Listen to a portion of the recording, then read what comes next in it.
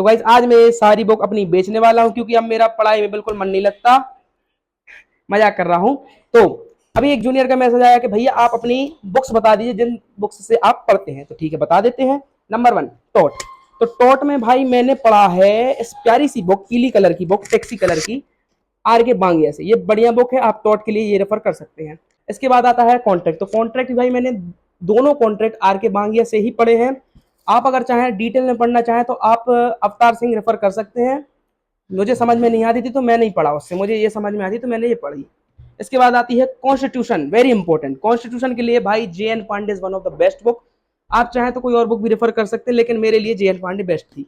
तीसरी आती है भाई इंटरनेशनल लॉ ह्यूमन राइट्स के लिए क्या करें। तो इंटरनेशनल लॉ और ह्यूमन राइट्स के लिए भाई मैंने एच ओ अग्रवाल से पढ़ाई की थी। वो एच ओ अग्रवाल बढ़िया है। अगर आप दूसरी से पढ़ना चाहें तो एस के कपूर अच्छी हो सकती है उसके लिए। इसके बाद आता है भाई हमारा हिंदू लॉ। तो हिंदू लॉ के लिए मैंने बुक तो रेफर की थी, लेकिन उसमें बहुत सारे केस लॉ थे, ज्यादा ही डिटेल में था, जो अपने एकेडमिक्स में इतना काम में नहीं आता। तो आप आई ब्लॉक लीडर है गूगल की वेबसाइट, उस पर आप जा सकते हैं और हिंदू लॉ उस पर पढ़ सकते हैं। उसमें पूरा चैप्टर 1 से लेकर चैप्टर एंड तक प्रॉपर्ली डिफाइन है। इसके बाद आता है भाई हमारा इंटरप्रिटेशन ऑफ स्टैट्यूट। तो इंटरप्रिटेशन ऑफ स्टैट्यूट के मैंने ये ए बी कफलतिया की बहुत प्यारी सी बुक, इसमें बहुत अच्छे से केस लॉ दी है, बहुत अच्छे से कॉन्सेप्ट को समझाया है, आप ये रेफर कर सकते हैं। इसके बाद आता है भाई मुस्लिम लॉ। इसके लिए हमने पढ़ा था ये अकील अहमद की बुक, बढ़िया बुक है। इसके बाद आता है भाई हमारी वो इंडियन पीनल कोड। सवाल ये आ रहा था एक कि भैया बीएनएस आ गई है, तो बीएनएस के लिए कौन सी बुक रेफर करें।